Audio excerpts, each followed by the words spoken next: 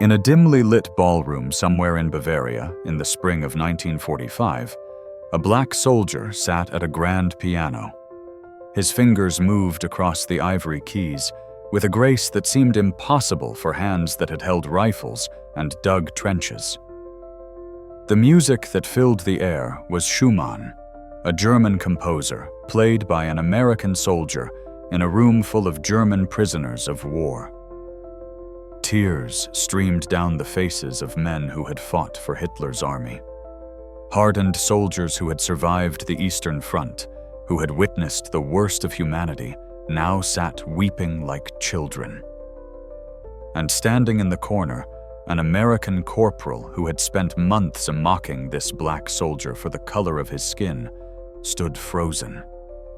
His own eyes wet with tears. He couldn't explain.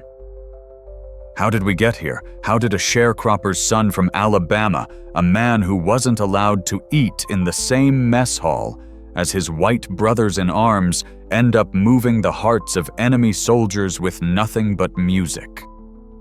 This is that story. A story about dignity, about the universal language of art, and about how sometimes the greatest act of defiance is simply being excellent at something the world tells you you're not allowed to be good at. This is the story of Private William Hayes. And what happened in that ballroom would change every single person in that room forever. But to understand that moment, we need to go back to Alabama.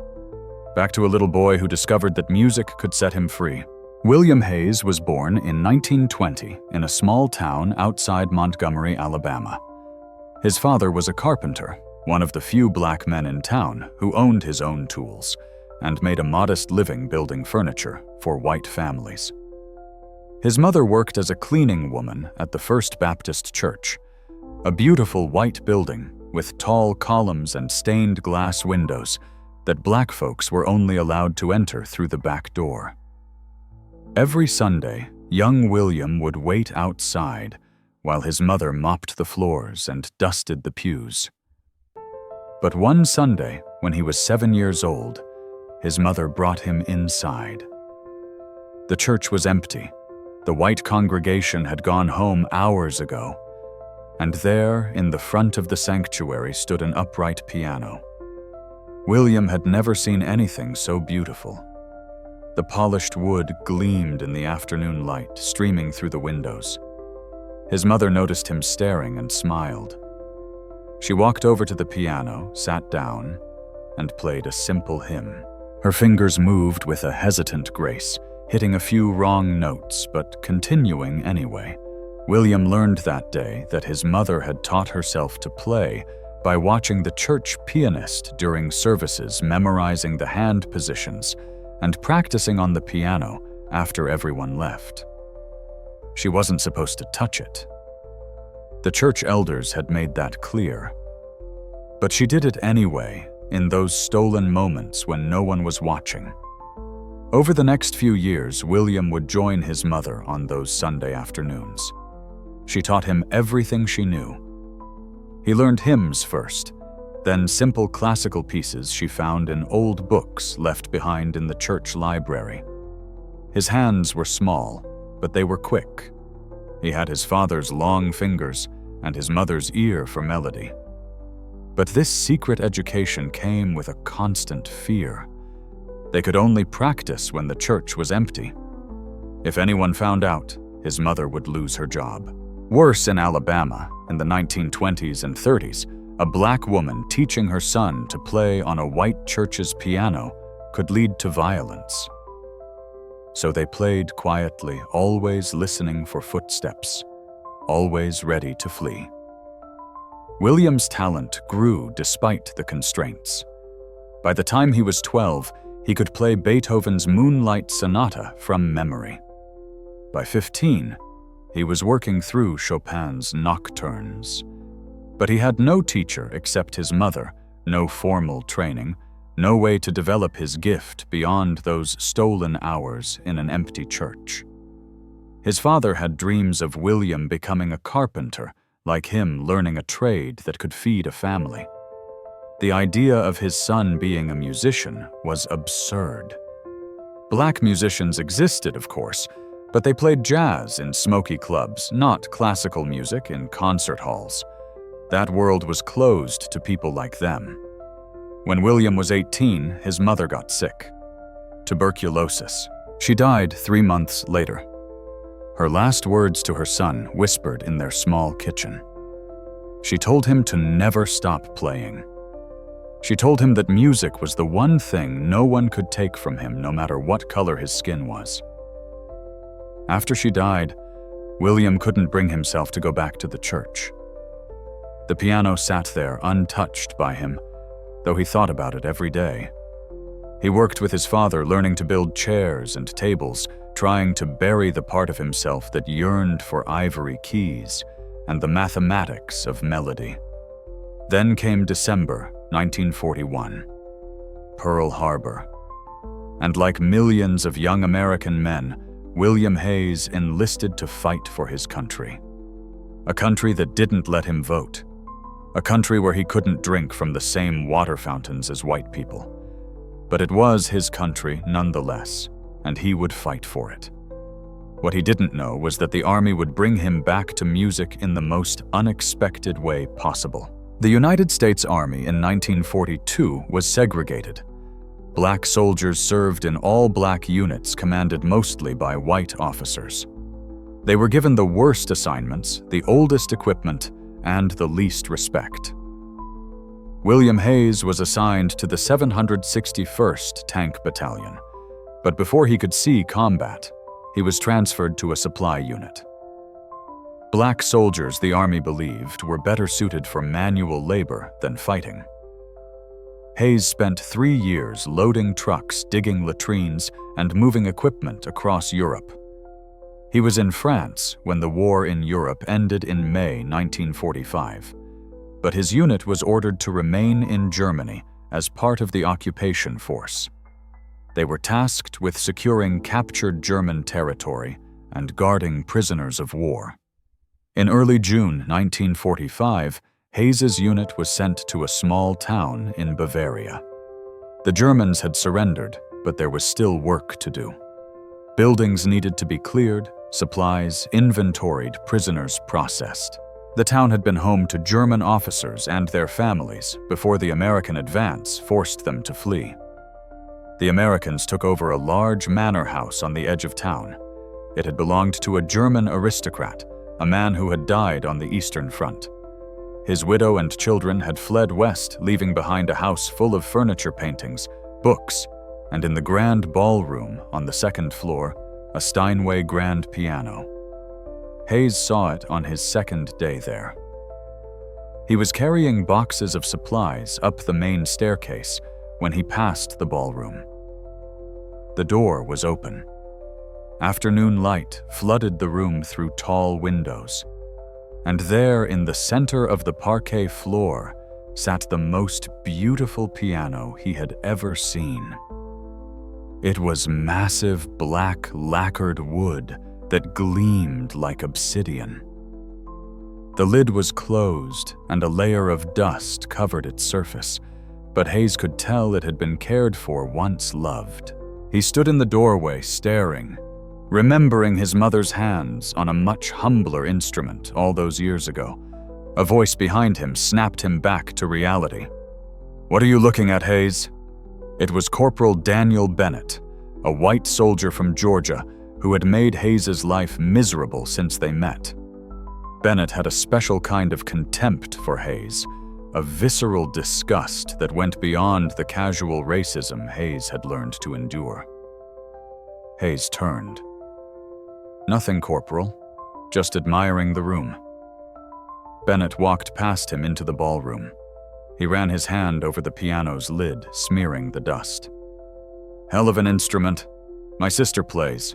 Studied at a conservatory before the war." He looked at Hayes with a sneer.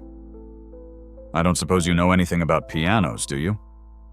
Hayes kept his face neutral. "No, Corporal. It was easier that way. Safer." Bennett laughed. "Didn't think so. Now get those boxes upstairs and stop wasting time."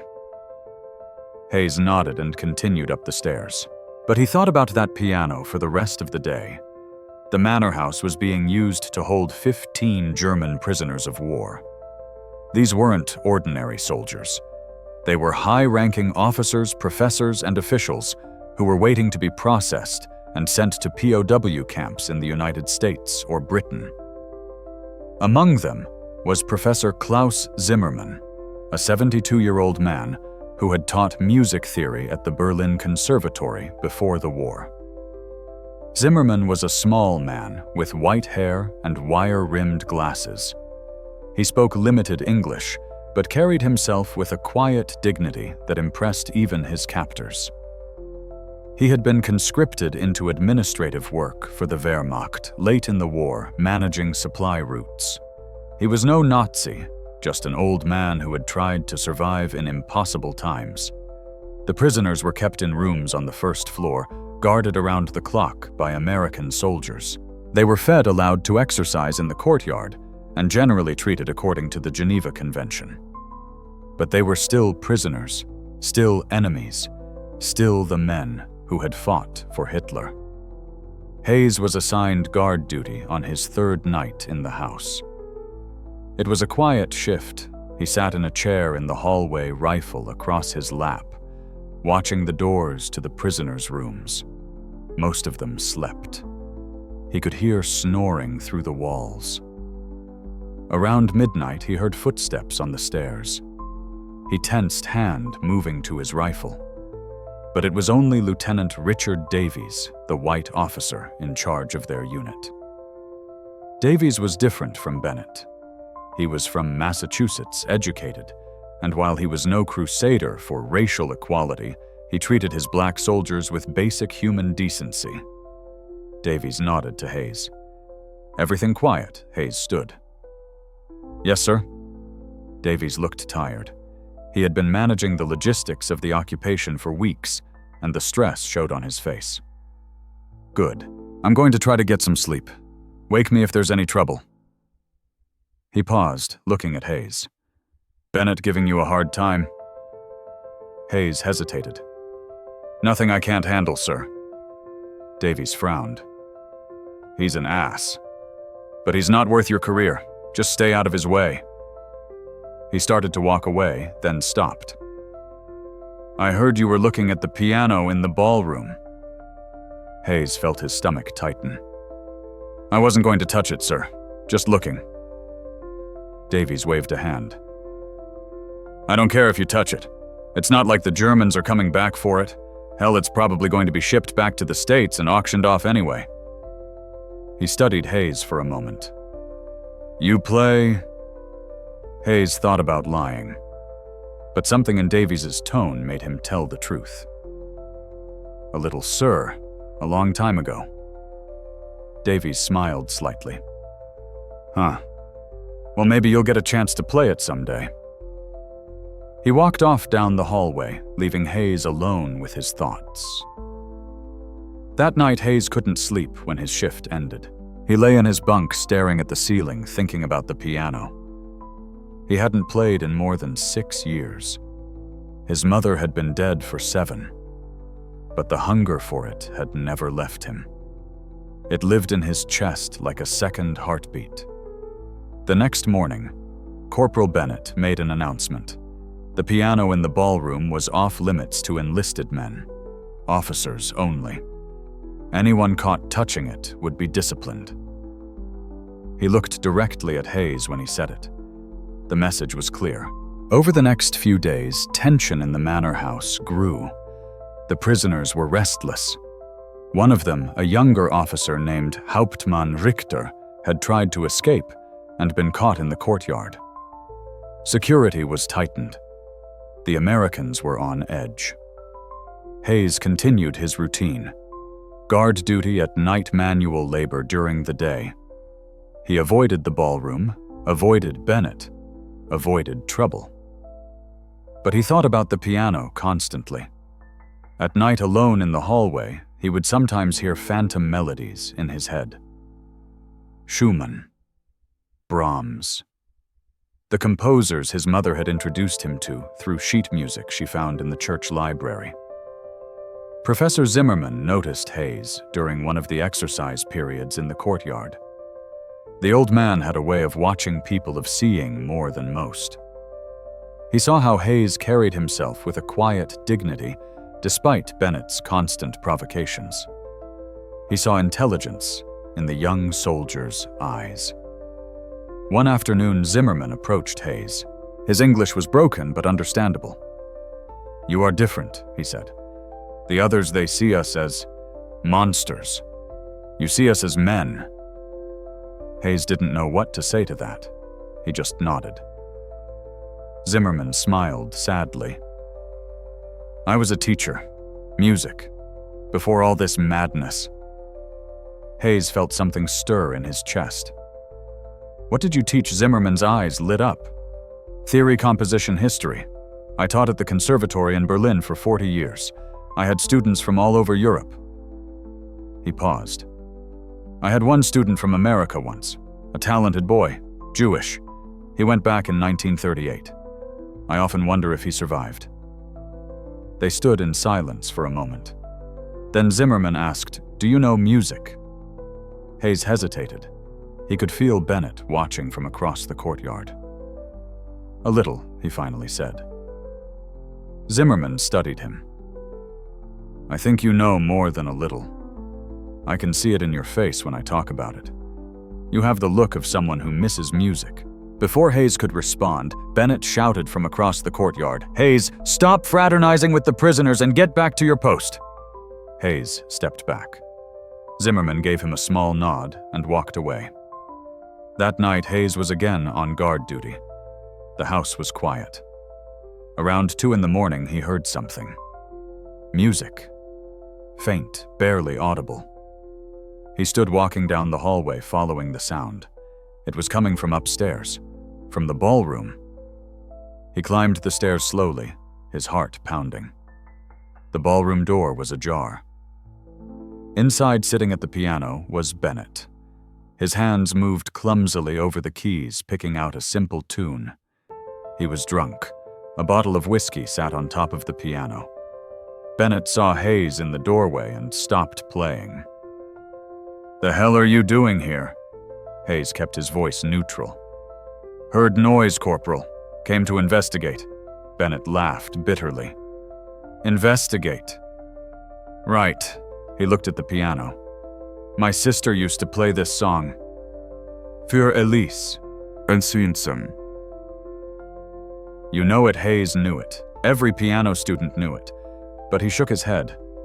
Bennett sighed. "She died last year. Pneumonia. I got the letter 3 months ago." He hit a wrong note, cursed. "I can't even play her favorite song right." For a moment, Hayes saw Bennett as something other than his tormentor.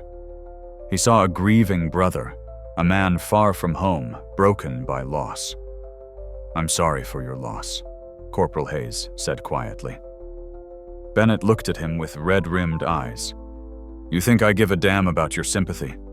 The moment of humanity vanished. "Get out of here. Get back to your post." Hayes left. But something had shifted. He realized that Bennett's cruelty came from his own pain, his own sense of powerlessness. It didn't excuse it, but it explained it. The next day, Lieutenant Davies called Hayes into his office. "I'm hearing reports that you've been talking to the prisoners." Hayes straightened. "Yes, sir." Professor Zimmermann initiated conversation. I responded briefly. Davies leaned back in his chair. "Zimmermann says you know about music." Hayes felt trapped. "I know a little, sir." Davies smiled. "He thinks you know more than a little. He asked me if you might be willing to play something for the prisoners. Says it would boost morale. Give them something beautiful to remember in these dark times." Hayes couldn't believe what he was hearing. "Sir, I'm not qualified. I haven't played in years." Davies shrugged. "Zimmermann seems to think you are. And honestly, Hayes, I think it might be good for everyone. These men have been cooperative. They're not fanatics. They're just old men and officers who got swept up in something bigger than themselves. A little music might remind everyone that we're all human." He paused. "But it's up to you. I'm not ordering you." Bennett would throw a fit anyway. At the mention of Bennett's name, something hardened in Hayes. His whole life, men like Bennett had told him what he couldn't do, what he wasn't allowed to touch, what spaces weren't for him. Hayes made a decision. "I'll do it, sir." Davies looked surprised. "You sure?" Hayes nodded. "Yes, sir." When Davies thought for a moment. "How about tomorrow night after dinner? We'll gather everyone in the ballroom. Make it an event." The next 24 hours were the longest of Hayes's life. He was terrified. He hadn't played in over 6 years. His hands would be rusty. What if he failed? What if he embarrassed himself in front of everyone? But underneath the fear was something else. Excitement. Hunger. The part of him that his mother had awakened all those years ago in that church was stirring back to life. Bennett found out about the plan and was furious. He confronted Davies in front of several soldiers. "You're letting a colored boy play for German officers. Have you lost your mind?" Davies met his anger calmly. "The decision is made. Corporal, stand down." Bennett pointed at Hayes. "He's going to humiliate us. He's going to make fools of us all." Davies stepped closer to Bennett.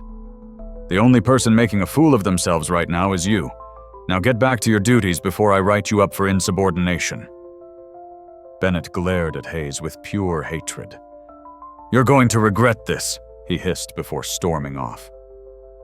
Hayes knew Bennett was right about one thing. Tomorrow night would change everything. For better or worse, there was no going back now. The evening before the performance, Hayes couldn't eat. His stomach was twisted in knots. He sat in the enlisted men's quarters, staring at his hands. They looked different than they had when he was 18.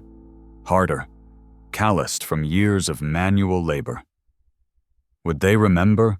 Would his fingers find the muscle memory his mother had trained into them?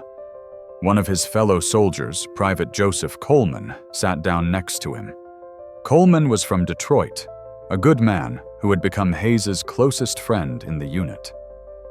"You really going through with this?" he asked. Hayes nodded. "I am." Coleman shook his head in amazement. "Man, you got courage. I'd be scared out of my mind." Hayes laughed weakly. "Who says I'm not?" Coleman clapped him on the shoulder. "You're gonna do great. And even if you don't, you're brave for trying. That's more than most people can say." Hayes appreciated the words, but they didn't calm his nerves. That night, Hayes couldn't sleep. He lay in his bunk, replaying pieces in his mind. What should he play? Something German to honor the prisoners, something American, something universal. His mother had taught him that music transcended language, that a well-played piece could speak to anyone, regardless of where they came from. He thought about Schumann's Träumerei, which means dreaming in German. It was a piece his mother had loved, one of the last things she had taught him before she got sick. It was gentle, melancholic, and profoundly beautiful. It felt right. Around 3 a.m, Hayes gave up on sleep. He got dressed and walked through the quiet house. His feet carried him up the stairs to the ballroom. He stood in the doorway, looking at the piano in the moonlight streaming through the windows. He walked over to it. Slowly, carefully, he lifted the lid. The keys gleamed white and black in the pale light. He sat down on the bench. It was the first time he had sat at a piano since his mother's funeral, when he had played a hymn at her service in that same church where she had taught him. He placed his hands on the keys. They felt foreign and familiar at the same time. He pressed down gently, not making sound, just feeling the resistance of the keys. Then so quietly it was barely audible, he played a single chord. Then another. Then a simple scale. His hands were stiff. The movements that had once been effortless now required conscious thought. But it was still there. The knowledge was still in his fingers, buried under years of neglect, but not gone. Never gone. He played for an hour, keeping the volume low, working through exercises and simple pieces, waking up the part of his brain that understood harmony and rhythm. By the time the sun started to rise, his hands ached, but his heart felt lighter than it had in years. A voice behind him nearly made him jump off the bench. "You play beautifully." He spun around. Professor Zimmermann stood in the doorway in his night clothes. "I am sorry. I did not mean to startle you. I could not sleep. I heard music and thought I was dreaming." Hayes stood quickly. "I'm sorry, Professor. I didn't mean to wake anyone." Zimmermann walked into the room, a smile on his weathered face. "Wake me. My dear boy, you have given me the first good dream I have had in years." He approached the piano. "May I?" Hayes stepped aside. Zimmermann sat at the bench and played a few notes. Still in tune. Remarkable. He looked up at Hayes. "You have real talent. Who taught you?" Hayes hesitated, then told him. About his mother. About the church. About learning in secret because a black boy wasn't supposed to touch a white church's piano. Zimmermann listened with tears in his eyes. When Hayes finished, the old professor was quiet for a long moment. Finally, he said, "Your mother gave you a great gift. Not just the music, but the courage to claim something the world said was not yours." He stood. "What will you play tomorrow?" Hayes told him about Träumerei. Zimmermann nodded approvingly. A perfect choice. Schumann understood longing. He understood what it meant to dream of something just out of reach. He placed a hand on Hayes's shoulder. "You will move hearts tomorrow. I promise you this." As the sun rose fully, Zimmermann returned to his quarters. Hayes sat alone in the ballroom, watching the light change, preparing himself for what was to come. The day of the performance crawled by. Hayes went through his duties mechanically, his mind elsewhere. Bennett was more vicious than usual, assigning Hayes the worst jobs, mocking him in front of the other soldiers. "Tonight's the night the monkey tries to play Mozart," he sneered at lunch. "This should be entertaining." Lieutenant Davies heard the comment and pulled Bennett aside. What was said between them, Hayes didn't know, but Bennett emerged from the conversation pale and quiet. For the rest of the day, he avoided looking at Hayes altogether. As evening approached, the ballroom was prepared. Chairs were brought in and arranged in rows facing the piano. Word had spread to other units nearby, and soldiers began arriving. By 7 o'clock, there were nearly 40 people gathered. American soldiers, the German prisoners, even a few French civilians from town who had heard about the event. Hayes stood in a side room, his dress uniform pressed and clean. His hands shook. Coleman came in to check on him. "How you holding up?" Hayes took a deep breath. "Terrified." Coleman grinned. "Good. That means you care." He straightened Hayes's collar. "You got this, brother. Just remember why you're doing it." Why was he doing it? Hayes asked himself that question as he waited. Was it to prove Bennett wrong, to honor his mother's memory, to show the world that a black man from Alabama could do something beautiful? Maybe it was all of those things. Or maybe it was simpler. Maybe he just needed to play again. Maybe music was calling him back after all these years. Lieutenant Davies came to get him at 7:30. "Ready?" Hayes nodded, not trusting his voice. They walked down the hallway together. Davies spoke quietly. "No matter what happens in there. Hayes, you've already won. You're standing up. You're refusing to be small. That takes more courage than anything I've seen in this war." They reached the ballroom. Davies opened the door. The room fell silent. Hayes walked in, and all eyes turned to him. He saw the faces of his fellow soldiers, some curious, some skeptical. He saw the German prisoners sitting in the front rows, Zimmermann among them, his eyes encouraging. And in the back, he saw Bennett, arms crossed, face set in a scowl. Hayes walked to the piano. The room was so quiet he could hear his own heartbeat. He sat down on the bench, adjusted it slightly, placed his hands on the keys. They were trembling. He closed his eyes. In his mind, he was back in that church in Alabama. His mother sat beside him, her hand on his shoulder. "Let the music speak," she had told him once. "Don't think about your fingers. Don't think about the notes. Just feel it. Let it flow through you." Hayes took one more breath. Then he began to play. The opening notes of Träumerei filled the ballroom. Gentle, tentative at first. His fingers found their way across the keys like a man finding his way home in the dark. The piece was simple in structure, but profound in emotion. Schumann had written it as part of a larger collection called Kinderscenen, or Scenes from Childhood. It was music about memory, about innocence, lost and longed for. As Hayes played, something remarkable happened. The stiffness in his hands melted away. The years of silence fell away. He wasn't a soldier anymore. He wasn't a black man in a white man's army. He was just a musician, and the music was everything.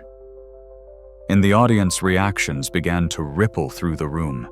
One of the German prisoners, an older man, who had lost his entire family in the bombing of Dresden, felt tears streaming down his face.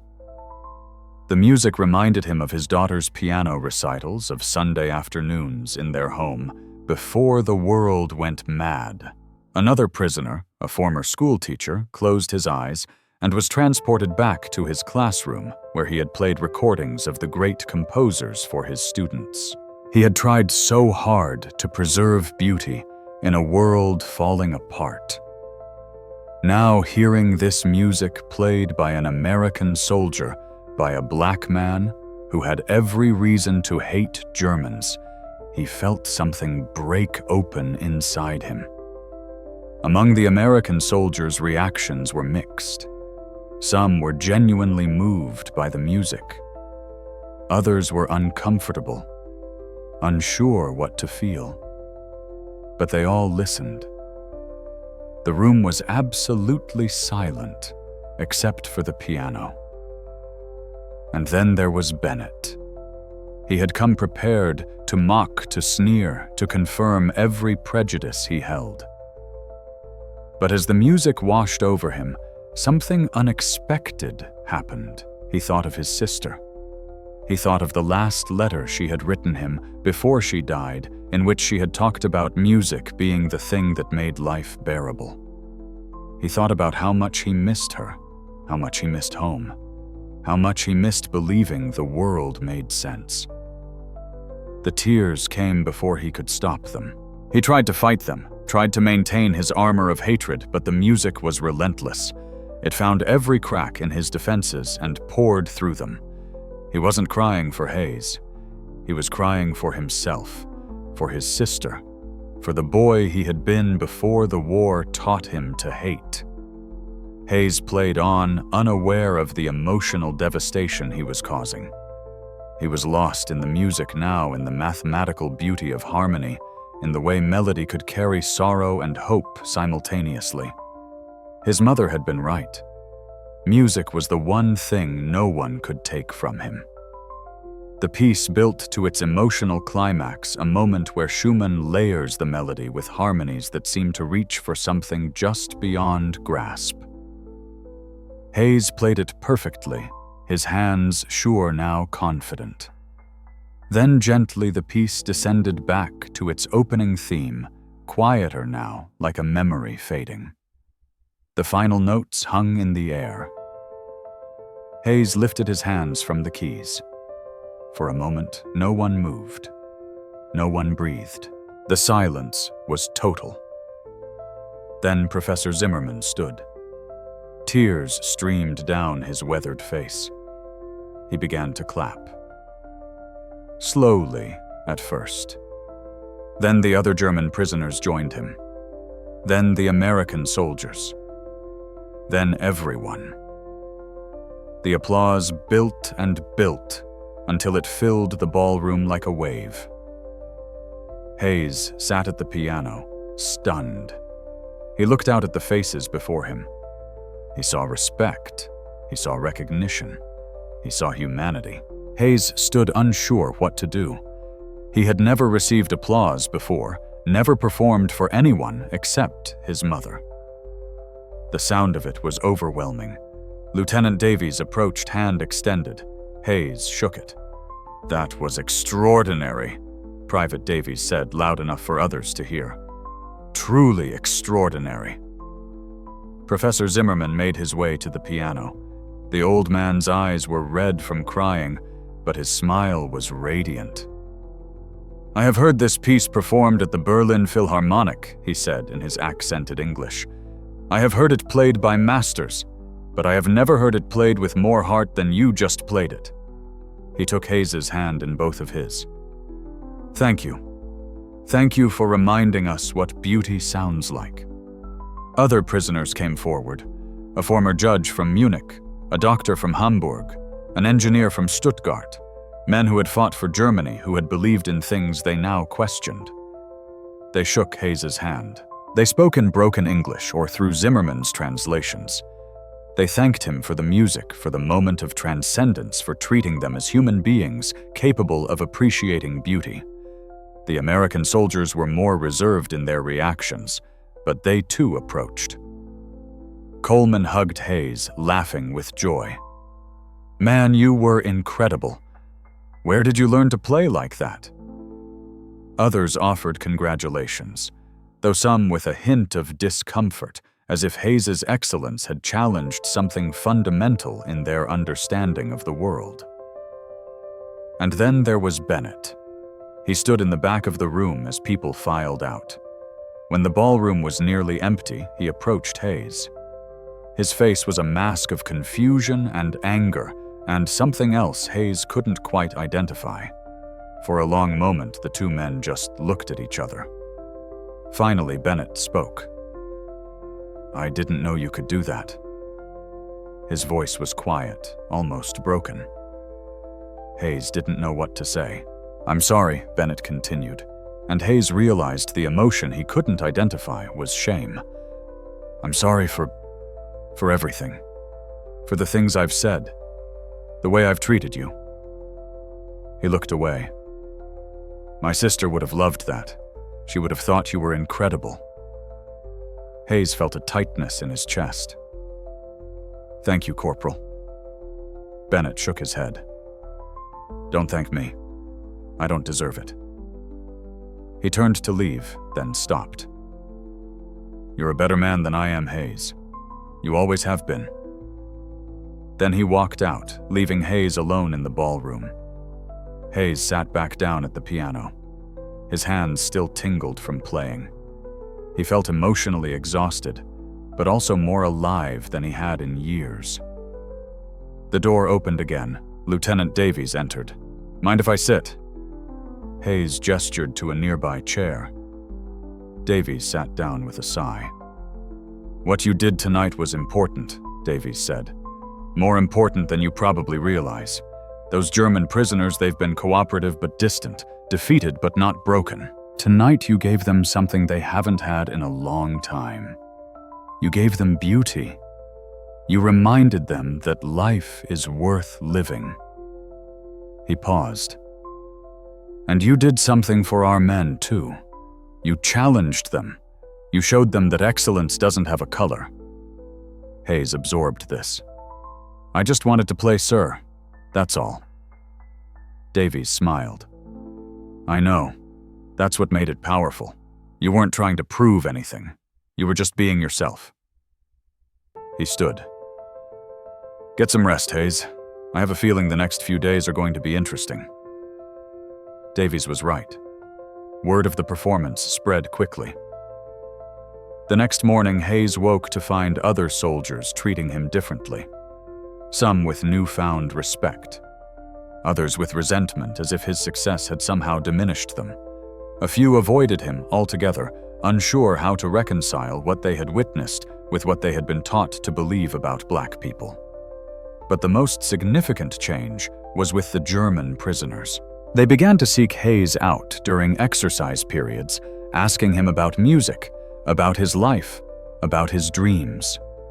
Professor Zimmermann, in particular, became a constant presence. The old man asked Hayes if he would be willing to play again. And more than that, he asked if Hayes would allow him to teach him. "You have raw talent," Zimmermann explained as they walked in the courtyard. "Great natural ability, but you lack formal training.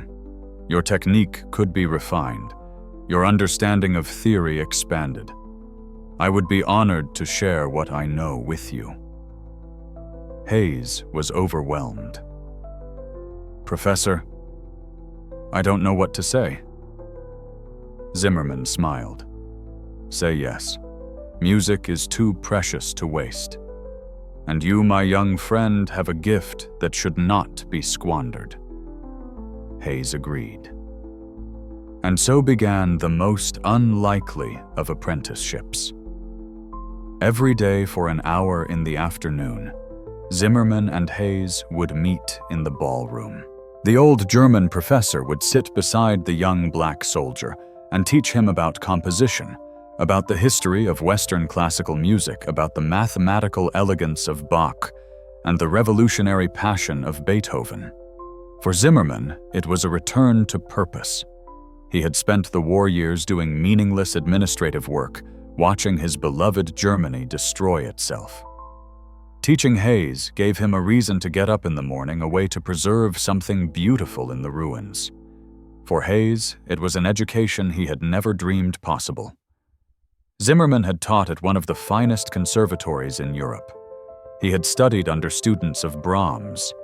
He possessed knowledge that Hayes could never have accessed in Alabama, where formal music education for black students was virtually non-existent.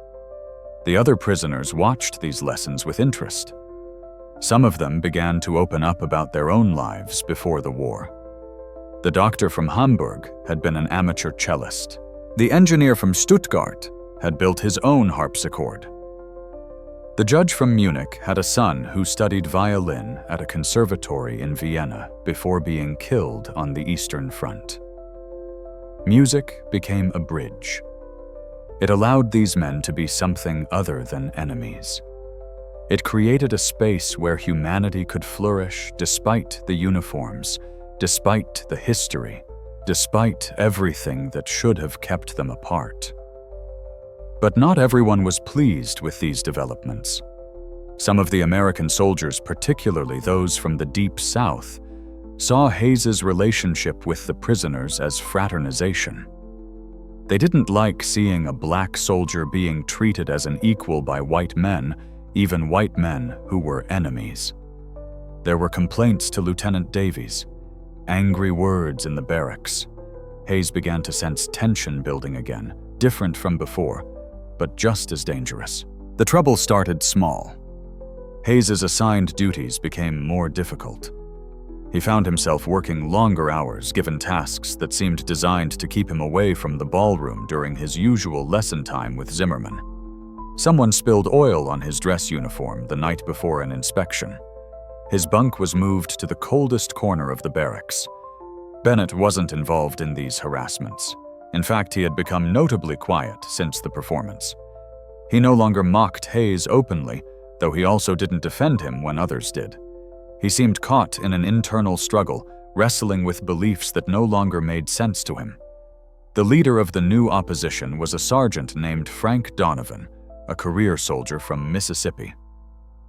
Donovan had been wounded in France and sent to the occupation force to recover. He was older than most of the enlisted men, in his mid-30s, and he commanded respect through a combination of experience and intimidation. Donovan made his position clear one evening in the mess hall. "I don't like what's happening here," he announced to a table of soldiers. "We've got colored boys thinking they're as good as white men. We've got Krauts being treated like honored guests. This isn't the army I signed up for." His eyes found Hayes across the room. "Someone needs to remind people of the natural order of things." Hayes heard about this from Coleman, who had been at a nearby table. "You need to be careful," Coleman warned. "Donovan's the type who might do more than talk." Hayes nodded, but he refused to be intimidated. He had tasted freedom in that ballroom, had experienced what it felt like to be valued for his abilities, rather than judged by his skin. He wasn't going to give that up. Lieutenant Davies became aware of the tension and called a meeting with his officers and senior NCOs. The discussion was heated. Some argued that Hayes was creating division in the unit. Others defended him, pointing out that he had done nothing wrong.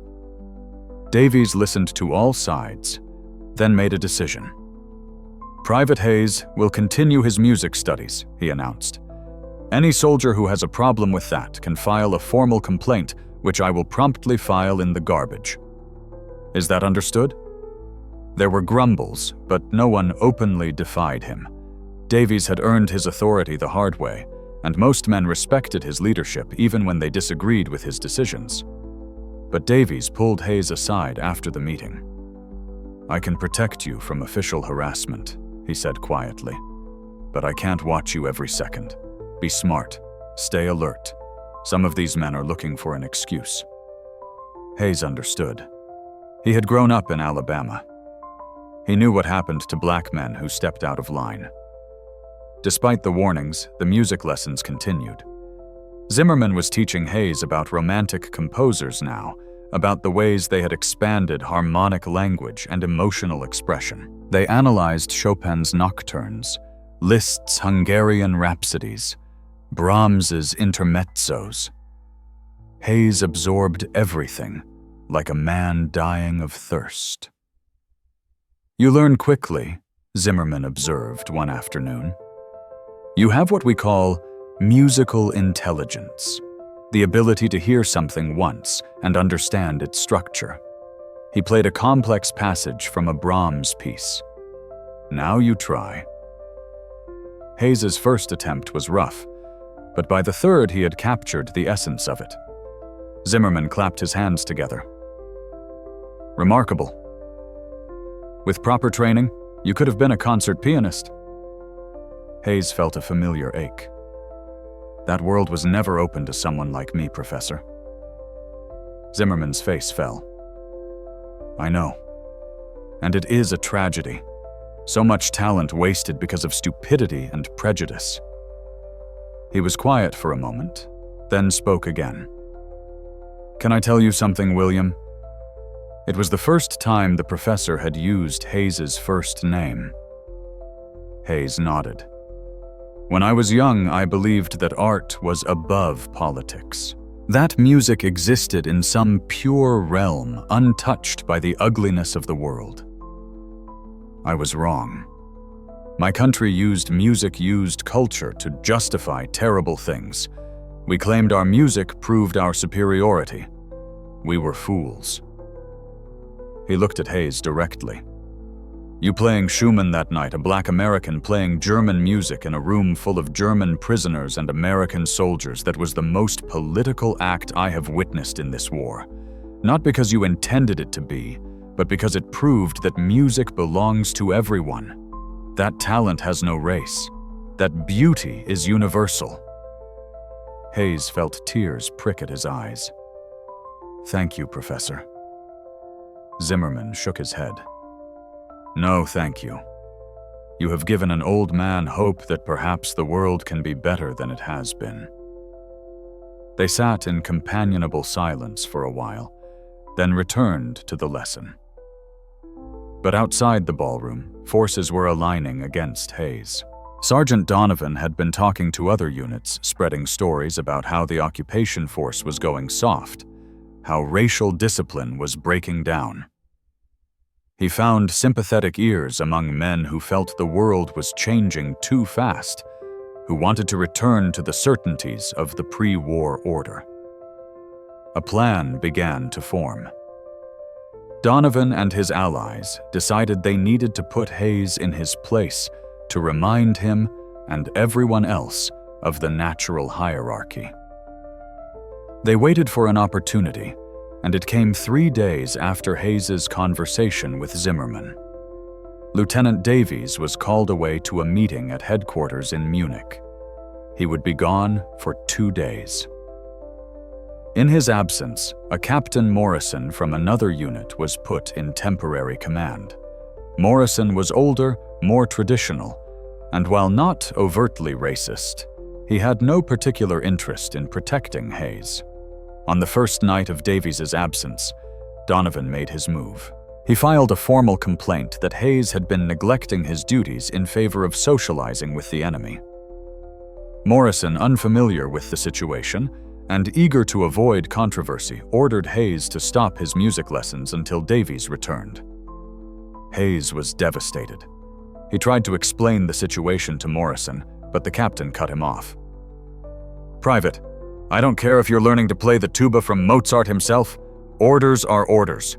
No more lessons. Dismissed." When Zimmermann heard what had happened, he was furious. He demanded to speak with Morrison, but prisoners weren't allowed to make demands. He wrote a letter instead, eloquently arguing for the continuation of the lessons, explaining their importance not just for Hayes, but for the morale of all the prisoners.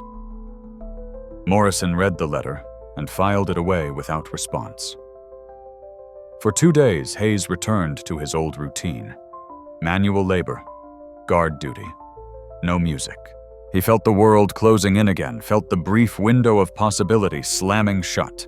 Coleman tried to cheer him up, but Hayes sank into a depression he hadn't felt since his mother's death. On the second night, unable to sleep, Hayes went for a walk around the manor house. It was after midnight. The guards knew him and didn't question his presence. He found himself standing outside the ballroom, looking through the window at the piano. A voice behind him made him jump. "You miss it already." It was Bennett. The corporal looked haggard, like he hadn't been sleeping either.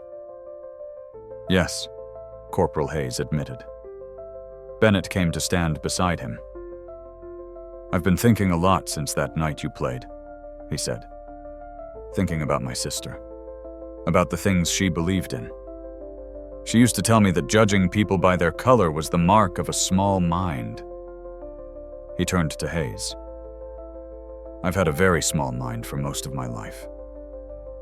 Hayes didn't know what to say. Bennett continued. "Donovan and his friends, they're planning something. I don't know what exactly, but they're angry about you and the professor. They think Davies has been too soft." Hayes felt cold. "Thank you for the warning, Corporal." Bennett shook his head. "It's more than a warning.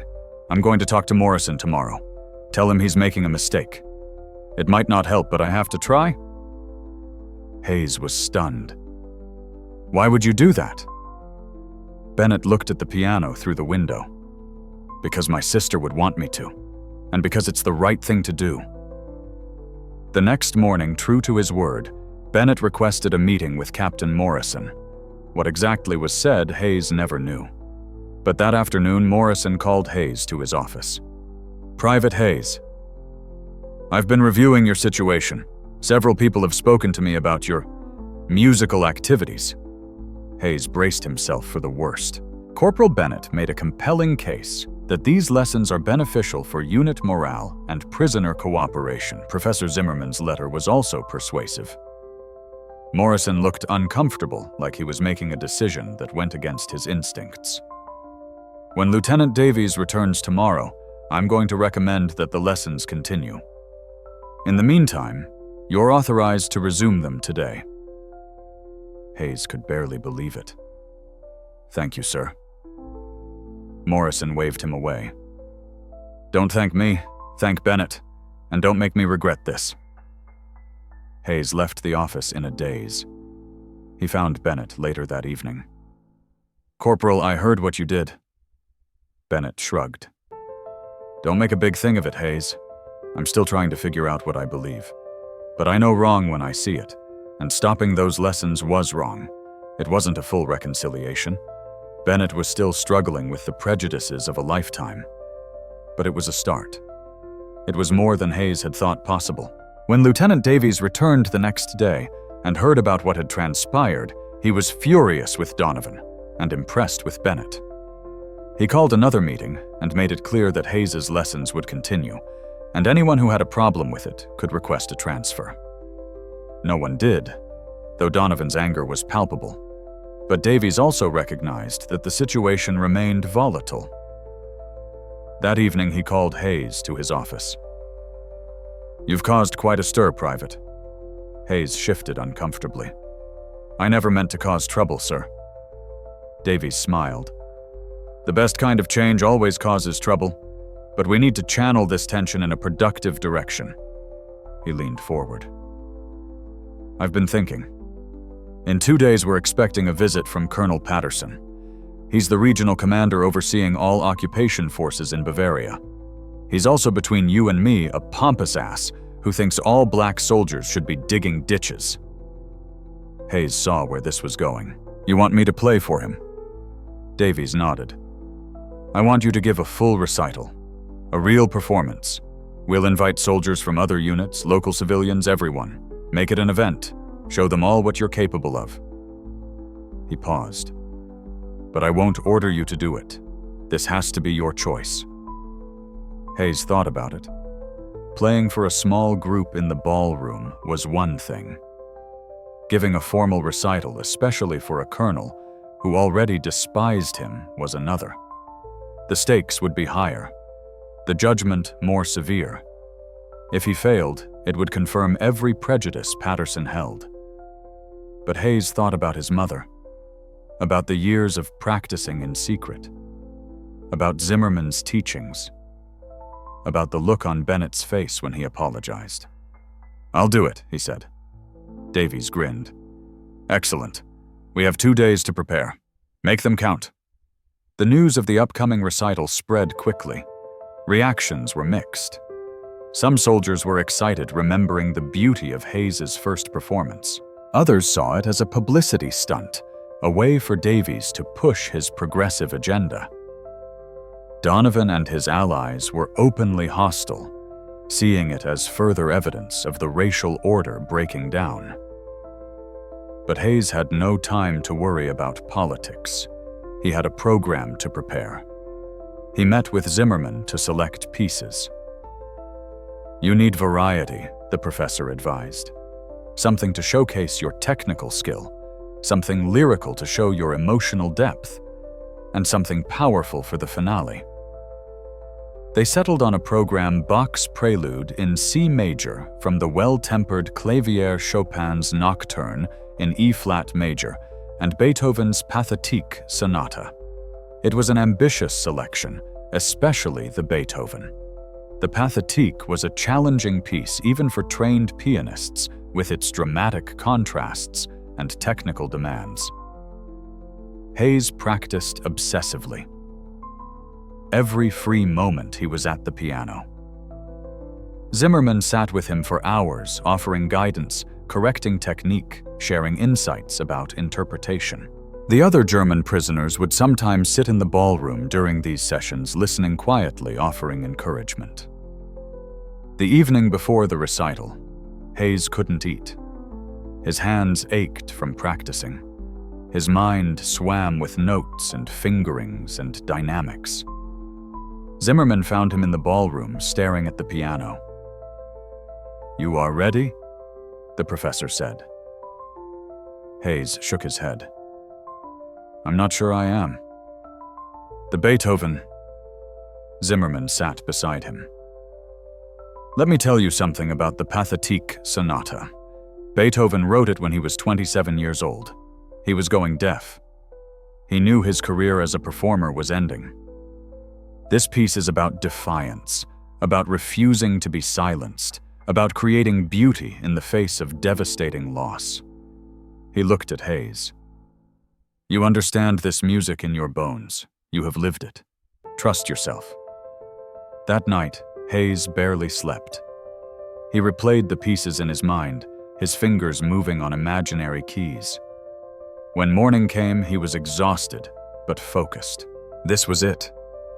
This was his moment to show the world who he really was. The recital was scheduled for 7 o'clock that evening. The ballroom was transformed. Extra chairs were brought in. Candles were lit around the room. Local civilians from town began arriving in the late afternoon, curious about the Black American soldier who played classical music. Soldiers from neighboring units came. Even some of the French occupation forces attended. Colonel Patterson arrived at 6:30 with his aides. He was a large man with a thick mustache and an air of self-importance. Davies greeted him, and Hayes could see the colonel's disdain when he learned the performer would be a black private. "This should be interesting," Patterson said, in a tone that suggested he expected to be disappointed. Hayes watched from a side room as the ballroom filled. There had to be over 100 people there, the largest audience he would ever play for. The pressure was immense. Coleman came in to check on him. "You got this, brother. Just play like you've been playing. Let the music speak." At 7 o'clock, Lieutenant Davies stood and called for quiet.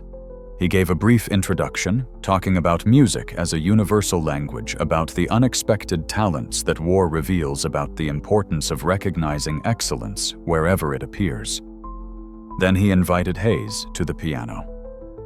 Hayes walked to the piano through absolute silence. Every eye in the room was on him. He saw Zimmerman in the front row, his expression encouraging. He saw Bennett standing in the back, his face unreadable. He saw Colonel Patterson sitting with his arms crossed, skeptical. Hayes sat at the bench, adjusted it, placed his hands on the keys, took one deep breath, and began to play.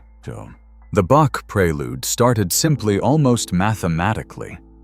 It was built on arpeggios, ascending and descending patterns that created a sense of peaceful progression. But within that simplicity was profound beauty. Bach had written this piece as a teaching tool, but it had become one of the most beloved pieces in the piano repertoire. Hayes played it with clarity and precision. His fingers moved with confidence, now the weeks of practice with Zimmerman evident in every note. The piece was only about 2 minutes long, but it established Hayes's technical competence immediately. When the final chord faded, there was a moment of silence, then polite applause. Hayes paused, letting the room settle. Then he began the Chopin Nocturne. This was different from the Bach. Where Bach was architectural, Chopin was emotional. The Nocturne was like a song, a melody that floated over rippling accompaniment. It was music about night, about solitude, about beauty found in darkness. As Hayes played, he thought about all the lonely nights in Alabama, about sitting in that church with his mother, about the years of silence when he thought he would never play again. The music carried all of that, not explicitly, but implicitly, in the way he shaped phrases, in the way he allowed certain notes to linger. In the audience, reactions deepened. The Chopin was harder to resist than the Bach. It was more immediately emotional, more vulnerable. Several of the German prisoners wept openly. They were thinking of their own losses, their own destroyed lives. The music gave them permission to grieve. Even some of the American soldiers who had been skeptical found themselves moved. There was something in Hayes's playing that transcended technique.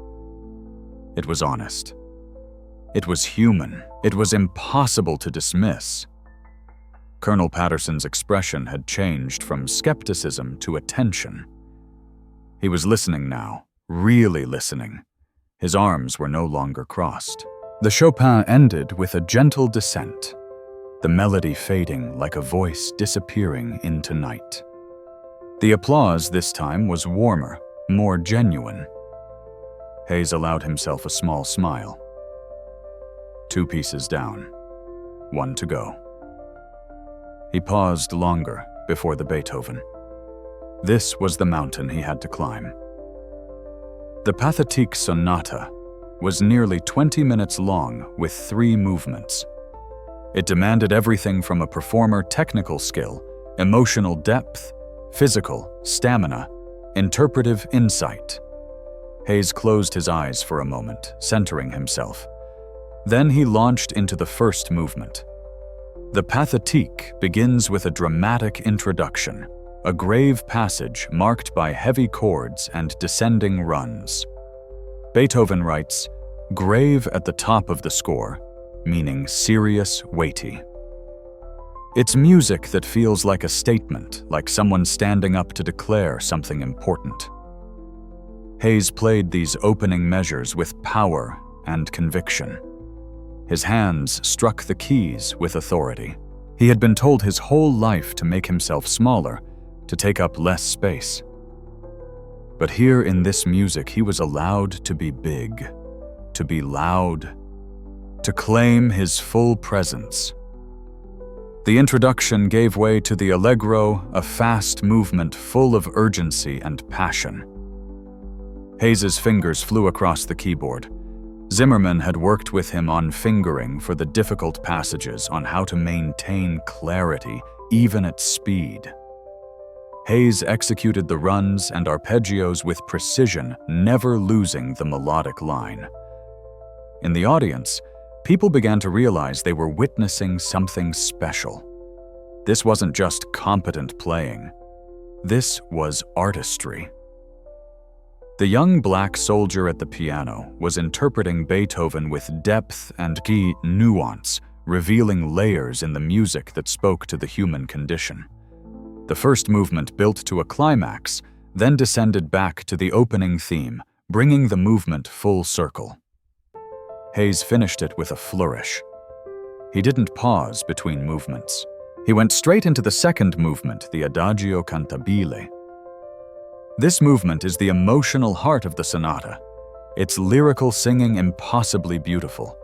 Beethoven called it cantabile, meaning in a singing style. It's music that sounds like it should have words, like it's trying to say something language cannot express. Hayes played it with tenderness. He thought about his mother singing hymns in that church. He thought about Zimmerman's stories of teaching young students in Berlin. He thought about Bennett's sister, who had loved music until pneumonia took her. He thought about all the beauty that war had destroyed, and all the beauty that somehow survived despite everything. The second movement was only about 5 minutes long, but it felt timeless. When it ended, there wasn't a dry eye in the room. Even Colonel Patterson looked moved, though he was clearly trying to hide it. Now came the final movement, the rondo. After the drama of the first movement and the tenderness of the second, the third movement was playful, almost defiant. It danced. It sparkled. It refused to be defeated by the weight of what had come before. Hayes played it with energy and joy. His hands moved across the keyboard with confidence. He had practiced this movement hundreds of times in the last 2 days. He knew every note, every phrase, every dynamic marking. But he wasn't just reproducing what was on the page. He was interpreting it, making it his own. The rondo built momentum as it progressed, each repetition of the main theme more energetic than the last. Hayes could feel the audience with him now, could sense their investment in his success. He wasn't playing alone anymore. He was playing for them, for the German prisoners, who needed to remember beauty existed for the American soldiers, who needed to see beyond the limits they had accepted for himself, for his mother, for everyone who had ever been told they couldn't do something because of how they looked. The piece raced toward its conclusion. Hayes's hands were a blur. The final measures were a technical challenge requiring rapid scales and precise jumps. But Hayes had prepared for this. His hands knew what to do. He hit the final chords with power and precision. The last note rang out. Hayes lifted his hands from the keyboard. For a moment, the room was silent. Then it erupted. The applause was thunderous. People rose to their feet. Soldiers and civilians and prisoners alike stood and clapped. Some were cheering. Many were crying. The ovation went on, wave after wave of sound washing over Hayes as he sat at the piano, stunned. Lieutenant Davies was clapping so hard his hands hurt. Coleman was shouting Hayes's name. The German prisoners were on their feet, Zimmermann at their center, tears streaming down his face, clapping with an enthusiasm that seemed to encompass all the pride a teacher feels when a student exceeds expectations. And in the back of the room, Bennett stood with tears on his face, applauding. Next to him, Sergeant Donovan stood with his arms crossed, his face a mask of anger and confusion. But even he couldn't deny what he had just witnessed. Colonel Patterson rose slowly to his feet. He was a man accustomed to being the center of attention, but in this moment, he knew he was witnessing something that transcended rank and race and all the hierarchies he had built his life around. He began to clap. His aides followed suit. The ovation continued for more than 5 minutes. Hayes finally stood and bowed, overwhelmed. He looked for Zimmermann and found the old professor's eyes. Zimmermann nodded, smiled, and mouthed 2 words. "Thank you." As the applause began to fade, Professor Zimmermann stepped forward. He raised his hand, asking for quiet. The room fell silent. In his accented English, he spoke. "Ladies and gentlemen, soldiers, friends, I have spent my life in the world of music. I have heard the greatest performers of my generation, but tonight I have witnessed something I did not think possible in these dark times." He gestured to Hayes. "This young man has had no formal training. He learned in secret in a church where he was not supposed to play. He has been told his whole life that classical music is not for him, and yet tonight he has played Beethoven with a depth of understanding that comes not from conservatories, but from lived experience. He understands what it means to struggle. He understands what it means to create beauty in the face of hatred. And that understanding makes him a true artist." Zimmermann's voice cracked. "I am a German. He is an American. We were enemies. But music has made us brothers. This is the power of art. This is why we must never let the darkness win." He turned to Hayes. "Thank you, William, for reminding an old man why he became a teacher. Thank you for giving us all hope." The room erupted in applause again. Hayes didn't know what to say. He simply nodded, unable to speak past the lump in his throat. Colonel Patterson approached. Hayes snapped to attention. Patterson looked at him for a long moment. "At ease, Private." Hayes relaxed slightly. Patterson extended his hand. "That was exceptional. Truly exceptional." Hayes shook his hand, stunned. "Thank you, sir." Patterson cleared his throat. "I came here tonight expecting to be annoyed. I thought this was some kind of publicity stunt. I was wrong." He looked around the room. "Lieutenant Davies, I want a full report on Private Hayes. We need to consider how to best utilize his talents." Davies saluted. "Yes, sir." Patterson nodded and walked away, his aides trailing behind him. Davies approached Hayes with a huge grin. "Congratulations, Private. You just changed some minds tonight." But Hayes barely heard him. He was looking for someone else. He found Bennett standing by the door. Their eyes met. Bennett nodded once, a gesture of respect. Hayes nodded back. No words were needed. As the room began to empty, various people approached Hayes. Local civilians wanted to shake his hand. Soldiers from other units asked where he had learned to play. The German prisoners filed past each, offering thanks in German or broken English. The last to leave was Zimmerman. The old professor embraced Hayes. "I am so proud of you, my boy. So very proud." Hayes hugged him back. "I couldn't have done it without you, Professor." Zimmerman pulled back, wiping his eyes. "No, William. I gave you some polish. But the music was always in you. Your mother put it there. I just helped you remember." When everyone had left, Hayes sat alone at the piano. He was physically exhausted, but emotionally energized. He played a few notes, soft and quiet. He thought about the journey that had brought him here, from that church in Alabama to this ballroom in Bavaria, from secret lessons stolen in the afternoon to a recital that moved hearts. Lieutenant Davies returned and sat in one of the chairs. "How do you feel?" Hayes smiled. "Like I can breathe for the first time in my life." Davies nodded. "You know, this doesn't solve everything, right? The army is still segregated. America is still America. You're still going to face discrimination and hatred." Hayes knew this. He wasn't naive. But tonight proved something. Didn't it? Davies considered this. What did it prove? Hayes thought for a moment. That they can't take this from me. They can take away opportunities. They can deny me rights. They can try to make me small. But when I sit at this piano, I'm as good as anyone. Better than most.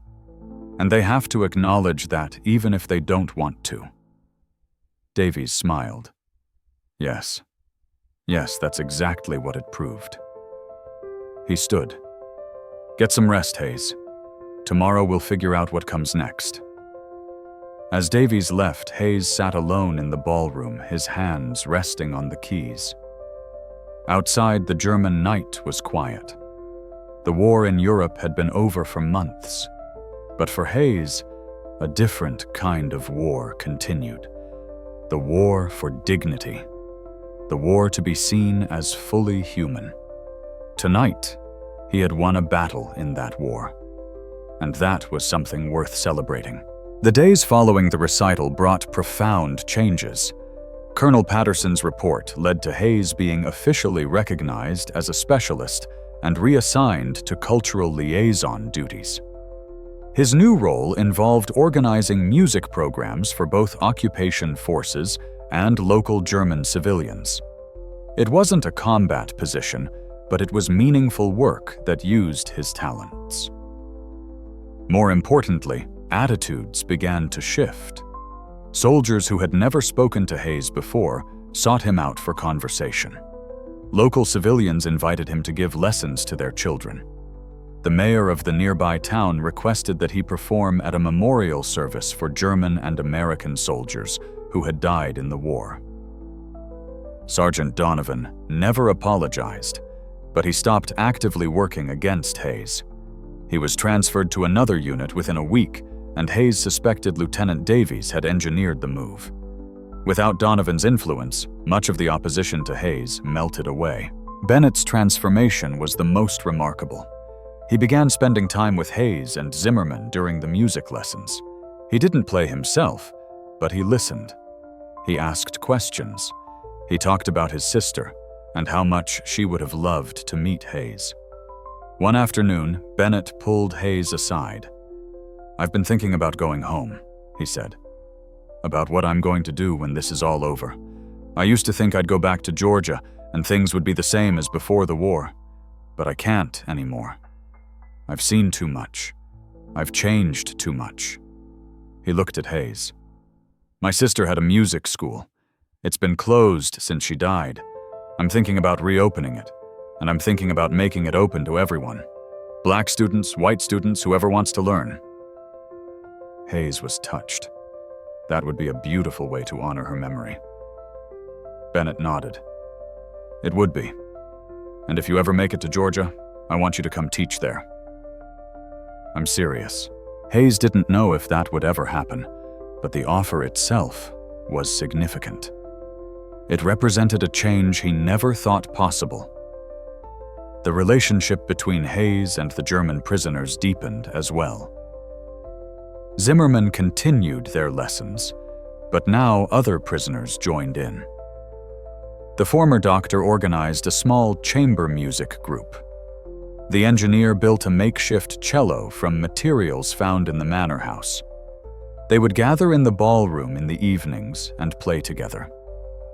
These sessions were open to everyone. American soldiers would come to listen. Local Germans would attend. Music became a shared language, a neutral space where enemies could meet as human beings. One evening, Zimmermann told Hayes that he was being transferred to a POW camp in England.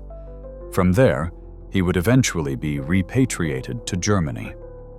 Both men knew their time together was ending. "I will never forget you," William Zimmermann said. "You have given me more than you know. You have reminded me that teaching is sacred work, that music matters, that even in the darkest times, beauty survives." Hayes struggled to find words. "You've given me my life back, Professor. You've shown me that I can be more than what the world tells me I'm allowed to be." Zimmermann smiled sadly. "You have always been more. I just helped you see it." Before he left, Zimmermann gave Hayes a gift. It was his personal copy of the complete Beethoven piano sonatas, filled with his annotations and fingerings. Inside the front cover he had written, "For William Hayes, the finest student I ever had the honor to teach. May your music change the world. Your friend always, Klaus Zimmermann." Hayes also received a letter from his father during this time. His father had heard about the recital through channels Hayes didn't fully understand. Military chaplains talked. News traveled. The letter was brief, but profound. "Son," it read, "I heard you played piano for some important people. Your mother would be so proud. I'm proud too. I'm sorry I didn't understand when you were young. I thought music was a waste of time. I was wrong. Keep playing. Make her memory proud. Your loving father." Hayes cried when he read it. It was the first time his father had truly acknowledged his music had validated the part of himself that Hayes had thought was incompatible with his father's world. In late August, Hayes received orders. He was being sent back to the United States as part of the demobilization. His time in Germany was ending. On his last night in the manor house, he gave one final performance in the ballroom. It was a smaller gathering than the recital. Just his unit, the remaining prisoners, and a few local friends he had made. He played some of the pieces Zimmermann had taught him, and he ended with Schumann's Träumerei, the piece that had started everything. When he finished, there was a long silence. Then Lieutenant Davies stood. "Private Hayes, on behalf of everyone here, thank you. Thank you for reminding us what we're supposed to be fighting for. Not territory, not ideology, but the right of every person to pursue beauty, to develop their talents, to be seen for who they truly are." Hayes stood and bowed. He looked around the room at faces that had become familiar. Some of these men had hated him when he arrived. Now they respected him. Some even loved him. Music had done that. Music had changed everything. William Hayes returned to Alabama in September 1945. The segregated South he came home to hadn't changed. He still couldn't vote. He still had to use separate facilities. He still faced discrimination every day. But he had changed. Using money he had saved from his military pay and a small grant from a northern philanthropic organization that heard about his story, Hayes opened a music school in Montgomery. It was small, just 2 rooms in a building behind a black church. But it was his. He taught piano to black children who had never imagined they could learn classical music. He taught them Beethoven and Chopin and Schumann. He taught them that music belonged to them as much as to anyone. He told them about his mother, about learning in secret. He told them those days were ending. He told them to claim their space in the world. Some of his students went on to study at historically black colleges. A few even went to integrated conservatories in the North as the civil rights movement gained momentum. Hayes was proud of every single one of them. In 1948, he received a letter from Germany. It was from Klaus Zimmermann. The old professor had survived the chaos of post-war Germany and was teaching again at a conservatory in West Berlin. He wrote about rebuilding, about teaching a new generation of students, about trying to preserve beauty in a world still recovering from unimaginable horror. "I think of you often," Zimmermann wrote. "I tell my students about the black American soldier who played Beethoven in a bombed-out Bavaria and reminded everyone what music is for. You are part of how I teach now. You are part of my legacy." Hayes and Zimmermann corresponded until the professor's death in 1962. They never saw each other again, but their friendship remained strong across the ocean and the years. Hayes also stayed in touch with Bennett. True to his word, Bennett had reopened his sister's music school in Georgia. In 1952, he quietly began accepting black students. It caused controversy in the community, but Bennett persisted. He wrote to Hayes about the challenges, about the threats, about the satisfaction of doing what he knew was right. "Your playing that night changed my life," Bennett wrote in one letter. "I'm trying to live up to the example you set. It's hard, but it's worth it." Hayes married in 1950. His wife Ruth was a teacher who believed in his mission. They had 3 children, all of whom learned to play piano. Their house was always full of music. In 1968, Hayes was invited to perform at a civil rights benefit in Washington, D.C. He was 48 years old by then, his hair graying, but his hands still knew the keys. He played the same pieces he had played that night in Bavaria 23 years earlier. Beethoven's Pathetique, Chopin's Nocturne, and Schumann's Träumerei. The audience included civil rights leaders, politicians, and activists. When he finished, the applause was thunderous. But Hayes thought about a different performance in a different time when he had played for enemies and allies alike and shown them all that music transcends every boundary humans construct. William Hayes taught piano until he was 75 years old. He died in 1995, surrounded by his children and grandchildren. At his funeral, one of his former students, now a professor of music at a prestigious university, played Schumann's Träumerei. "Mr. Hayes taught us more than music," the student said in her eulogy. "He taught us dignity. He taught us that excellence is the best response to hatred. He taught us that when the world tries to make you small, you can sit at a piano and fill the room with beauty so powerful that everyone has to listen." In Germany, the manor house where Hayes played still stands.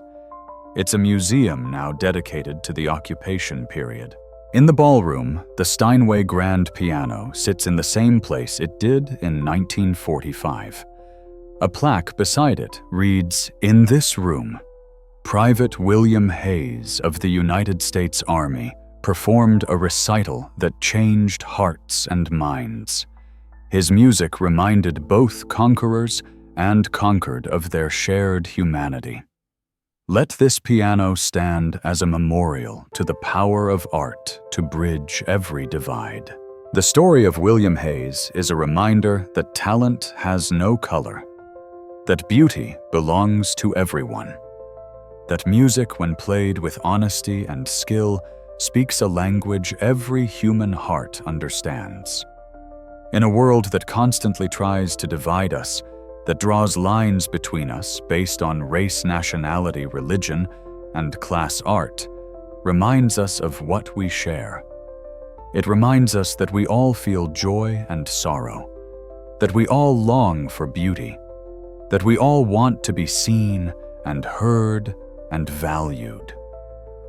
Hayes's story also reminds us that change is possible. Bennett went from racist tormentor to ally. Zimmerman went from enemy to beloved mentor. Soldiers who had been taught to see Hayes as inferior came to recognize his excellence. None of these transformations were easy. None were complete, but they were real. Today we live in times that echo Hayes's era in troubling ways. Divisions seem wider than ever. Hatred seems louder. But Hayes's story offers hope. It shows that individual acts of courage and excellence can change minds, that beauty has power, that dignity cannot be taken away, only temporarily obscured. If this story has moved you, honor it by refusing to let anyone tell you or anyone else that they're not good enough because of how they look or where they come from. Honor it by seeking out beauty and creating it where you can. Honor it by recognizing excellence wherever you find it and celebrating it. William Hayes sat down at a piano in a ballroom in Bavaria and changed the world for everyone in that room. You have your own piano, your own gift, your own way of creating beauty. The world needs it now more than ever, because in the end, we're all just people trying to find meaning in difficult times. And sometimes the most revolutionary act is simply being excellent at something beautiful. Sometimes the most powerful statement is a song. Thank you for listening to this story. If it meant something to you, please share it. And remember, everyone has a song worth hearing. Make sure the world hears yours.